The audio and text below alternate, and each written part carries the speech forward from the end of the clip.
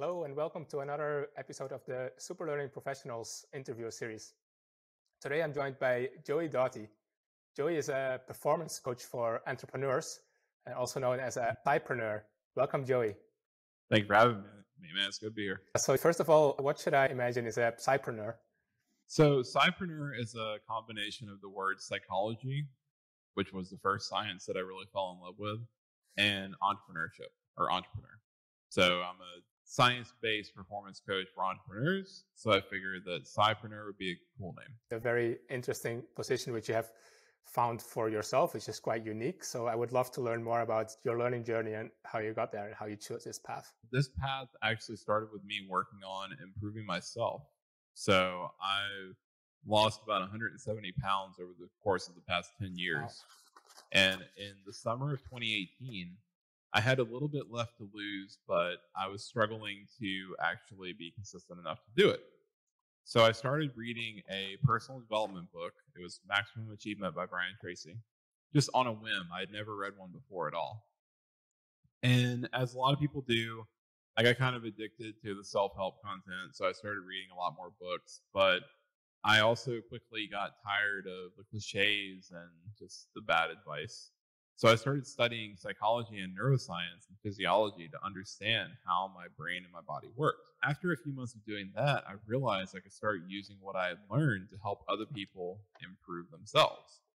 So a little over 2 years ago, I started making YouTube videos. And I made a YouTube video every week, but it wasn't a good fit for me at the time. I wasn't very good at communicating. So I took a break from YouTube and started on Twitter in January of 2020. I had like 200 followers back then, and now things have grown to where they are a year and a half later. And I work with business owners, entrepreneurs, founders, executives to help them optimize their performance. Yeah, that's been an amazing journey, Joey, and a bit related to what we are doing as well, like super learning, helping people learn better, and you help people perform better as well using scientific principles. And can you talk a bit more about what you had to learn in terms of science and in terms of new developments and how you keep up with increasing knowledge and books being written on these kinds of subjects? I love reading. I was homeschooled when I was growing up, so I spent a lot of time reading when I was a kid. I'm just a reader. But I love reading books, articles, and research papers on optimal performance and how the brain and the body work. But a key is that if there's a research paper written about something, some study, that doesn't necessarily make that concept true.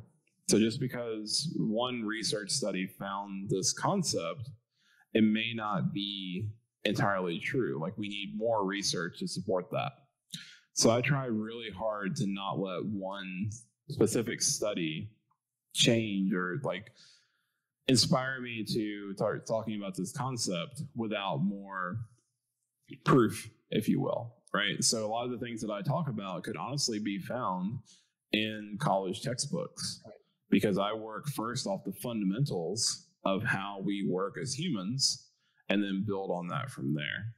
So it's important when you're reading about stuff on the very forefront, the cutting edge of research, to look around and see if more research has yet been done on that topic yet. I guess it's one thing to read something and learn about some new development, but it's another thing altogether to apply that as you have done in your own life with very successful results and then also in your client's life. So can you talk a bit more about how to translate that textbook knowledge into practical advice?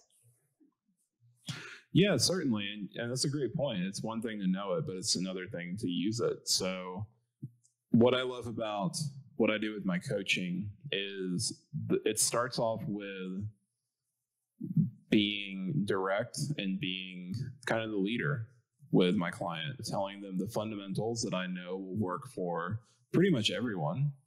Sleep better, have more routine, things like that, manage your time.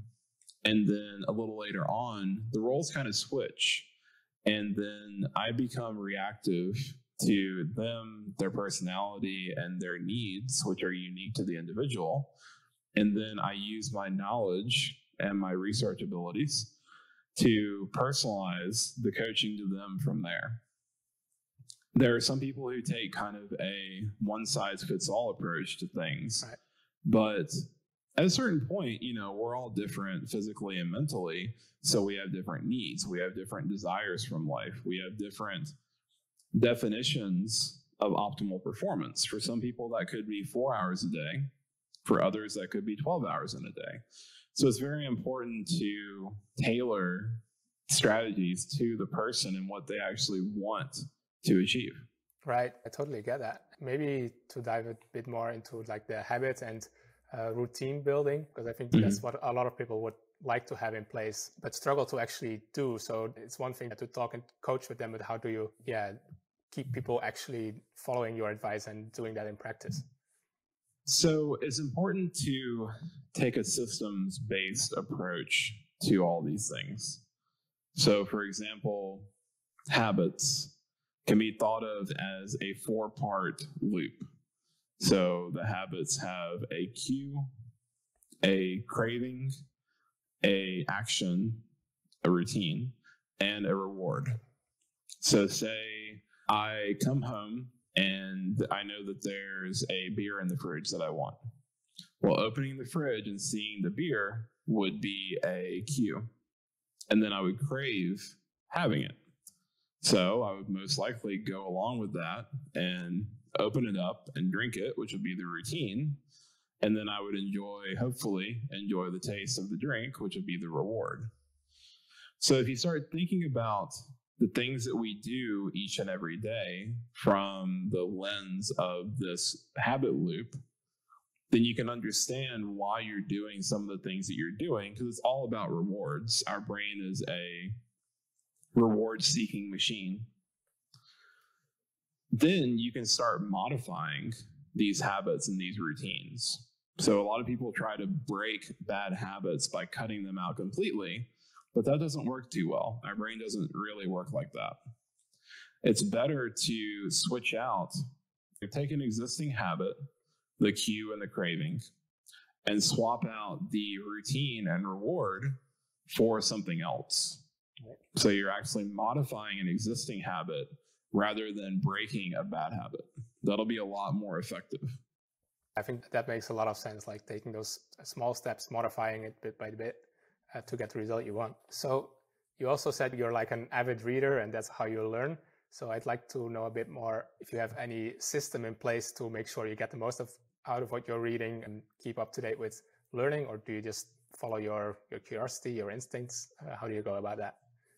Well, I have absolutely massive reading list. I have more books than I have time, but I make sure to spend at least 5 hours a week reading books and articles and research papers. And I keep track of my notes. I'll either handwrite notes or I'll highlight things if I'm reading on my tablet. And I will put those notes into my Notion database. So for everything that I read, I keep a list of notes. And then when I go to either create content for social media or I learn something that could help a client, then I'm able to go into that database and pull it out simply. That makes a lot of sense. And another thing you mentioned there, you have a huge social media following. So how do you go about inspiring other people with your journey and helping them achieve the same in your life? How do you convey that inspiration on social media? Well, I'm a kind of a humble person, so talking about my story and my accomplishments makes me feel a little bit weird. But I like telling the story because it usually does inspire people. And essentially the point is to show people what's possible. There are a lot of people who are unsatisfied with where they are in life, but they don't feel like they have the power to change. They feel like they can't change their situation. So I tell my story of losing 170 pounds and coming from a very poor family and building a business to help people see what's possible if they change their perspective and start taking more action. Yeah, I love that. Maybe so related to your story in this journey, what has been your biggest challenge in terms of learning? Not having enough time to read all the books that I want to read. That's been a big one for sure. But filtering. Really, I would say filtering the stuff that's actually helpful for my community and my clients versus what's not helpful. That's the big challenge. But that's also the benefit of buying a course or hiring a coach, because we've done that work for you. Right. There are some people who talk badly about courses and coaching, and they say, I could learn all that myself. You could, but it's going to cost you a lot of time and money to buy those books, and a lot of effort to filter, like, okay, what works and what doesn't. So I take care to usually try things out myself before I recommend them to a client. But really the biggest challenging is filtering, like what's good advice and what isn't. So that's a huge challenge. And is there any particular challenge that you can recall that you have overcome in this journey? It was quite a challenge to balance my 9-to-5 job and my business. That was a big challenge, but I did my best to use the same principles that I teach my clients. And that was helpful for me to just, structure my time and structure my days while also taking care of myself so I didn't go crazy. You talked a bit about how coaching and courses perform like a kind of curation. There's a lot of talk about curation versus creation, and what's your view on that? There are a lot of people around Twitter who say that people should stop consuming and start creating, but consuming really fills up the source that you draw upon when you're creating, I'll say. So when my business really started going, I didn't have as much time to read. And that made it kind of hard for me to keep creating content. So now that I'm full-time on my business, I'm able to start consuming good information again, so I'm able to create more. The trick is to make sure you're consuming good information. You're being intentional about it rather than just reading whatever comes across.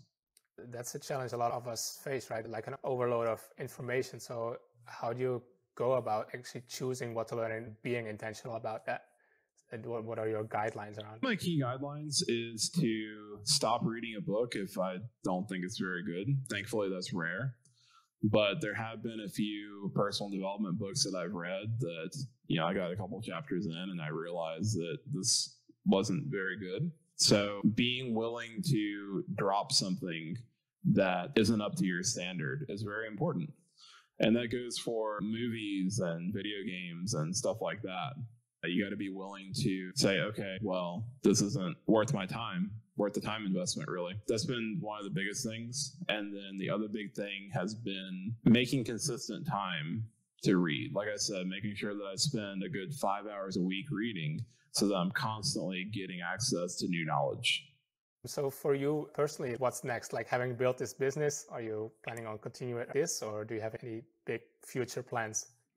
So this is my first week of being full-time on my business. So I've been kind of enjoying that this week, but I plan on taking a few more one-on-one clients. And then I'm planning on developing a coaching program specifically for startups. So I'm going to be helping founders and their teams and optimize their performance so that they can do what they need to do in their business. A lot of demand for that. Like, running a startup is hard, like psychologically as well as in terms of work. So that's a great idea. Thanks, Joey, for the interview. And one question I always like to ask is, who would you like to see next on this interview series? I would say my good friend Dan Coe. I can send you his name if you've seen him. I think I'm following him on Twitter. I will ping him. All right. Okay. So Joey, if people want to find out more about you, what's the best way for them to do that? Well, I spend entirely too much time on Twitter. So you can find me at twitter.com/Psypreneur. And that is PSYPRENEUR. So thank you for the interview. It's been a great talk. Thank you. Appreciate it.